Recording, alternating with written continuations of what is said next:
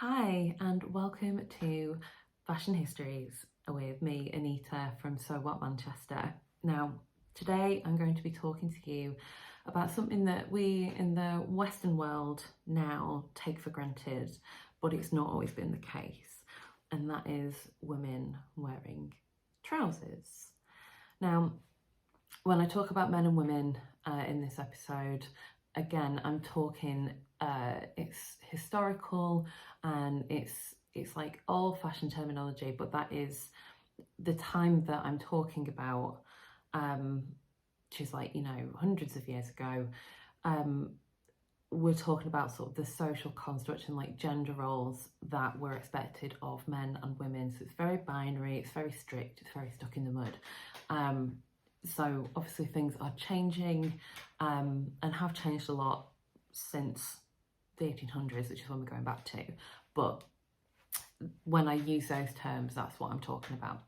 And also, although women wearing trousers wasn't cool in the Western world, in other parts of the world, trousers have been worn by men and women as a unisex garment since, oh my god, like the Ottoman Empire. So we're talking like at least the 1300s, if not earlier. And although different countries and areas and cultures would have worn different styles of pants,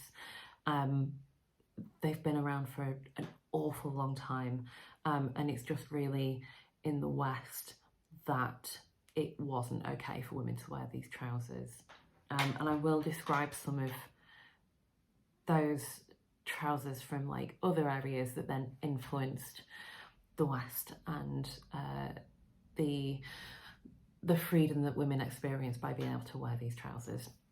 Okay, so we're going to go back to like the 1800s, and at this point in time, traditional women's wear, the sort of fashionable way for women to dress at this point in polite society and not so polite society, was very much focused on the dress and being modest and covered up. Showing your ankle was a no-no. Oh my god, the scandal. So let's imagine you're getting ready as a woman back then. You would start with sort of undergarments that would be made of cotton or linen, so like a vest type thing, like a chemise, and some sort of long knicker type garments, not the kind that you think of today. You would then put a corset on top, laced really tightly because that was the style. Let's not get into a corset debate, that's for another time. And then you start adding petticoats, which are just skirts, but we're talking like 6, 7, maybe 8 layers of this, and at this point they are all attached to your waist, which already has a very tight restrictive corset on, which is very rigid as well, like it's got stays in it which keep its shape, so you are like strapped in. And then you've got all these petticoats on, so imagine the weight, and then you have to put a full length dress on, and again that would have been like figure hugging at the top, but then goes out into this big bell shape which is over your petticoats, which are there to give it volume and pad it out. You might have had like a bustle on your butt to make that bit stick out more, and basically this whole outfit would have been so heavy and so restrictive, like it was just really difficult for you to move around, to do anything practical. Like, can you imagine trying to bend down and you've got this corset thing? Like, you couldn't bend like that, and you certainly couldn't do any kind of physical work around the house, or if you can imagine working in that and doing like a practical job, like working in the fields or whatever. It just wasn't a thing, just wasn't really possible. And that was partly to make it difficult for women to be able to do anything practical and physical, to keep them at home, to keep them, so they had to move slowly and couldn't really do anything for themselves. But also it had developed because of that social construct that women shouldn't work and shouldn't be moving around and should be seen and not heard vibes. So it kind of, it built on each other. It's like catch-22. Anyway, we get to 1851 and a woman called Elizabeth Miller, also known Libby Miller, you might hear her name as Libby, goes to visit her relative. She's Amelia Bloomer, who is a writer for The Lily. And maybe some of you follow The Lily now. She was like the OG, and that was the original sort of feminist newspaper, journal, magazine.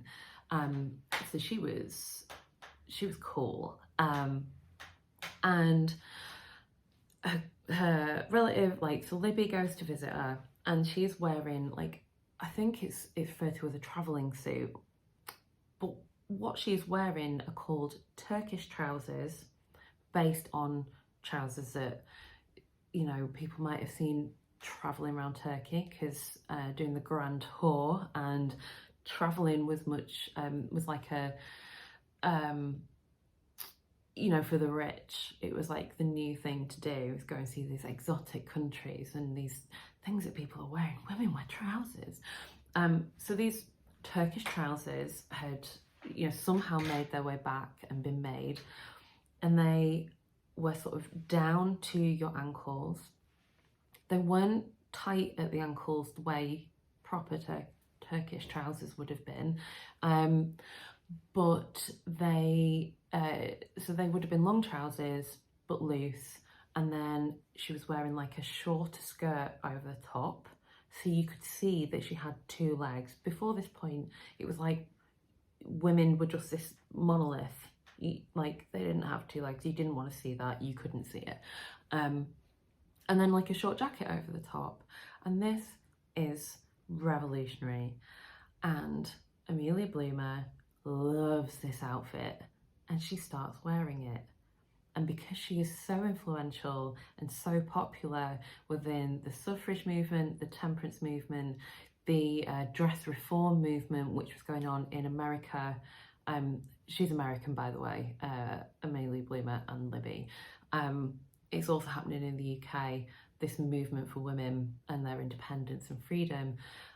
Because she's so influential, all these other women start wearing them. And because she's the one that really started it, these trousers became known as bloomers. So I'm just gonna leave it there for this part, and we'll get into what happened when Amelia started wearing trousers in the second part.